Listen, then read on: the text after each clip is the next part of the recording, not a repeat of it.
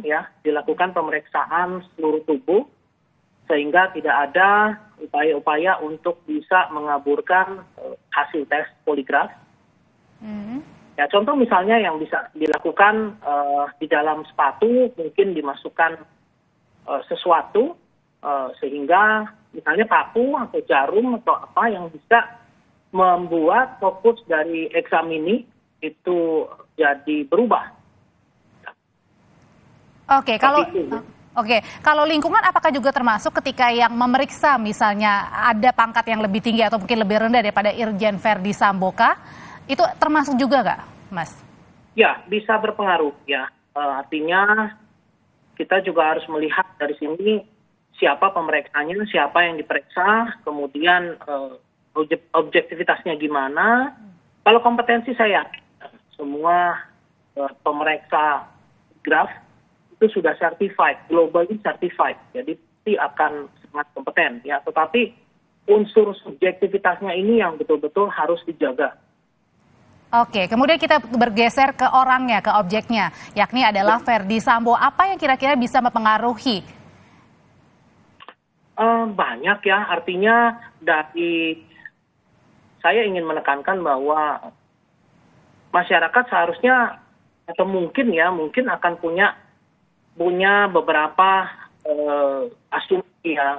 Salah satunya adalah ketika berpikir bahwa jangan-jangan sudah diatur juga, disetting juga. Ingat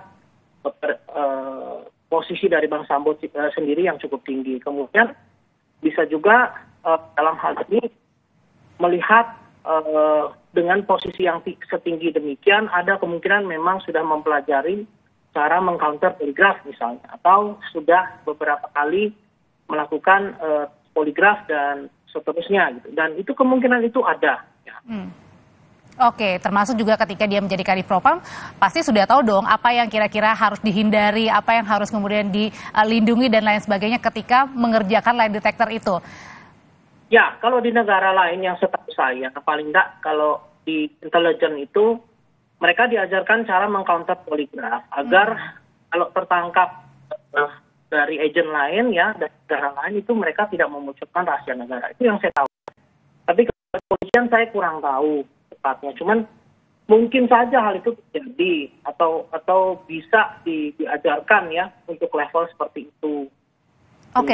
Oke, biasanya kalau Mas Handoko untuk uji lie detector sendiri kan tadi dikatakan katanya sarannya harus menggunakan juga poligraf ya, alat poligraf.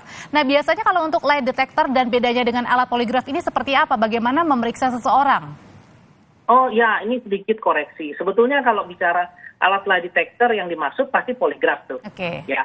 Tetapi sebetulnya kalau kita mendeteksi kebohongan tuh ada sekitar 6 kanal yang kita perhatikan. Pertama wajah, kemudian gestur. Ketiga adalah suara, 4 gaya bicara dan kata-kata, ya 4 dan 5 gaya bicara dan kata-kata. Pilih. Kemudian yang terakhir adalah ANS, Autonomous Nervous System, ya di mana di dalamnya itu ada respiratory system, kemudian skin system, dan yang terakhir adalah respiratory sistem, dan satu lagi adalah terkait dengan denyut jantung, gitu ya.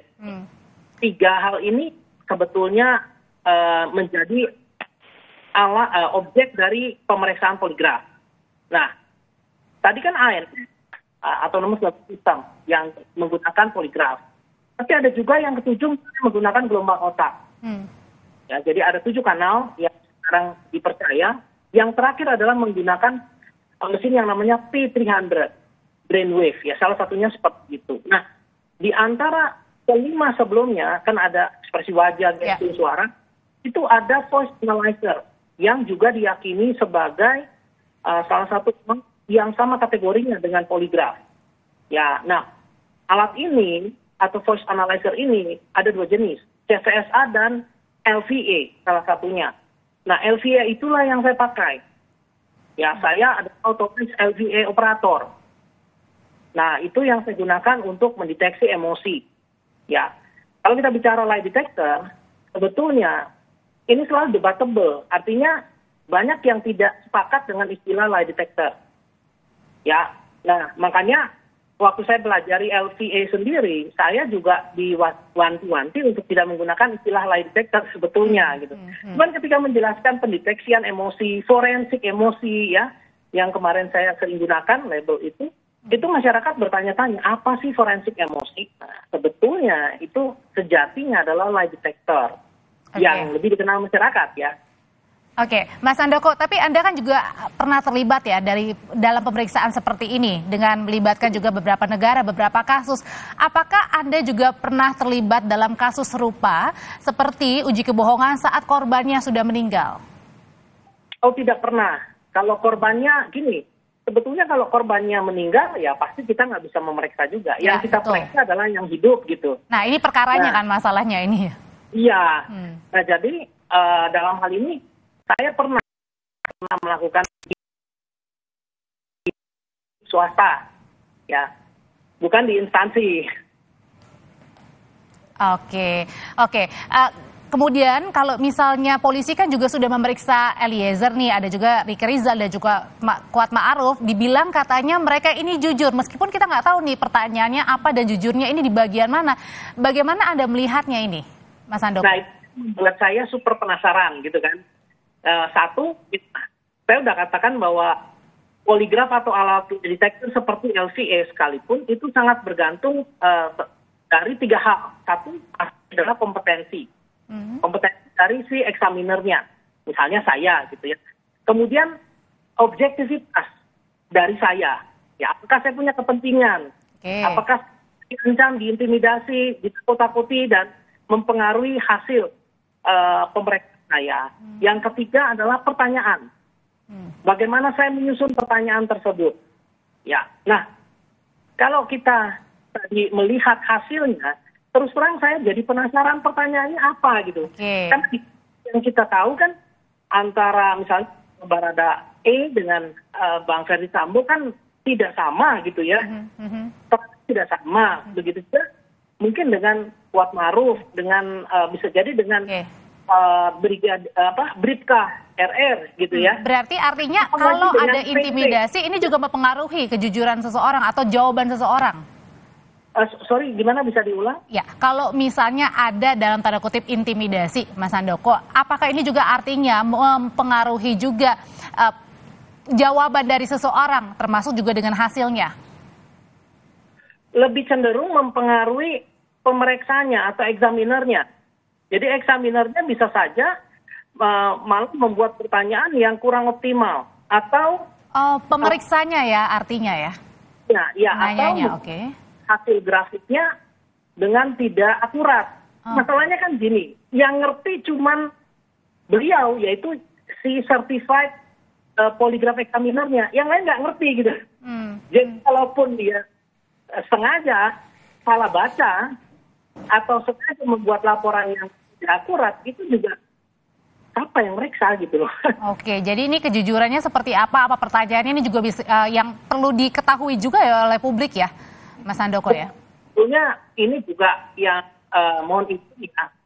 Artinya publik memang menginginkan sekali mengetahui pertanyaan apa yang diajukan, sehingga kok bisa kedua belah pihak yang kita tahu itu bersiteru bisa mengatakan jujur.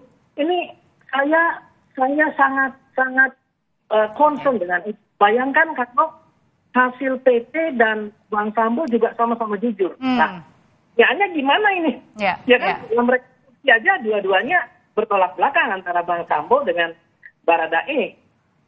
Nah, besok misalnya Bang Sambo juga jujur, saya bingung. Nah, saya sebagai praktisi ini concern jangan sampai alatnya ini yang jadi dipertanyakan gitu. Makanya kenapa saya turut prihatin dan memberikan pandangan saya. Baik, singkat Mas Handoko, satu pertanyaan lagi singkat saja. Apakah nanti lie detector ini juga akan berpengaruh dalam persidangan? Singkat Mas, berpengaruh atau tidak? Tidak, karena tidak ada hukumnya. Baik. Tidak, karena tidak ada hubungan untuk uji lie detectornya dalam persidangan. Terima kasih Handoko Gani, praktisi lie detector sudah berbagi bersama kami di Kompas Petang. Tetaplah bersama kami saudara, karena usai jeda rekan saya Rahmat Ibrahim akan kembali dengan informasi lainnya. Baik, terima kasih Audrey. Setelah hujan deras yang mengguyur Jakarta pada siang tadi mengakibatkan sejumlah jalan protokol di Jakarta tergenang.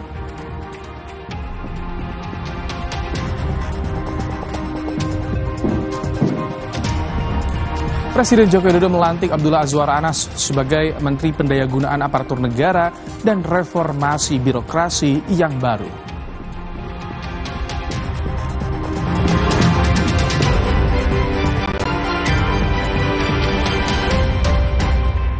Your way into my heart. Take your head up, make yourself at home. Have a sleep tonight. Strut on home. Day one, I'm in love with the strut. Day two, I'm in love with the strut. Day three, I'm in love with the strut. Guess what? I'm in love with the strut. I like your strut. Do you wanna go strutting and strutting? You like my strut. Do you wanna go strutting and strutting? You like my strut. Unfold your world with the Samsung Galaxy Z Fold 4 and Z Flip 4 5G. Get it now. Hai, tahukah Anda? Cuma Entrasol yang tinggi serat dan mengandung ekstrak buah zaitun. Bantu jaga kesehatan jantungku. Rendah laktosanya bikin nyaman di perutku. Entrasol. Aku pilih Morinaga karena triple bifidusnya bantu jaga daya tahan tubuh dan dukung proses belajarnya serta optimalkan tumbuh kembangnya. Karena waktu tak bisa kembali. Morinaga. Kalau ada Indomie, kepikiran apa ya? Ya bikin warmindo aja. Dibikin jadi jajanan unik bisa loh. Kenapa enggak dibikin jadi yang keren? Bisa jadi sesuatu yang nyeni juga. Indomie, hidupkan inspirasimu. Dibayar tunai. Silakan. Gak usah gugup, aku dulu. Datang dari sumber alam yang terlindungi, murninya air mineral Aqua, berikan air minum berkualitas. Kalau ada Indomie, kepikiran apa ya? Ya bikin warmindo aja. Dibikin jadi jajanan unik bisa loh. Kenapa enggak dibikin jadi yang keren? Bisa jadi sesuatu yang nyeni juga. Indomie, hidupkan inspirasimu. Day one, I'm in love with the strut. Day two, I'm in love with the strut. Day three, I'm in love with the strut. Guess what? I'm in love with the strut. I like your... Unfold your world with the Samsung Galaxy Z Fold 4 and Z Flip 4 5G. Get it now. Kakek pingin tahu apa gigi palsunya bisa ngunyah ayam goreng yang renyah. Untung kakek pakai Polydent yang dengan kuat melekatkan gigi palsunya hingga 12 jam. Kakek pun bebas makan apa saja. Tersedia di apotek terdekat. Aku sih tetap latihan meski keringat bawa kuman penyebab bau badan. Karena Detolco, sensasiku 5 derajat dan pelindungan 12 jam. Segarnya bikin aku unstoppable. Berani takutkan panasmu. Strutting your way into my heart. Take your head up, make yourself at home. Have a sleep tonight. Strut on home. Day one, I'm in love with the strut. Day two, I'm in love with the strut. Day three, I'm in love with the strut. Guess what? I'm in love with the strut. I like your strut. Do you wanna go strutting and strutting? You like my strut. Do you wanna go strutting and strutting? You like my strut. Unfold your world with the Samsung Galaxy Z Fold 4 and Z Flip 4 5G. Get it now.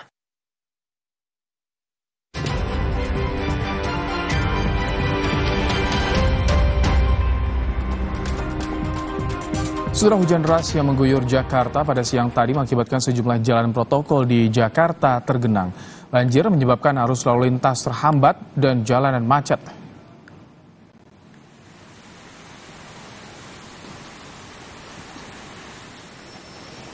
Air setinggi 15 cm menggenangi Jalan Rasuna Said, Kuningan, Jakarta Selatan. Selain disebabkan hujan deras yang melanda ibu kota siang tadi, genangan tersebut juga diperparah dengan buruknya drainase yang berada di lokasi.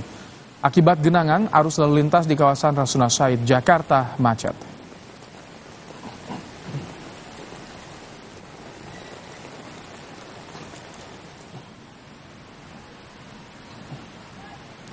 Sejumlah kendaraan dari arah Mampang menuju Menteng terpaksa mengambil lajur kanan di jalur cepat untuk menghindari genangan. Sementara sejumlah kendaraan lain tetap nekat menerobos banjir dengan memperlambat laju kendaraannya.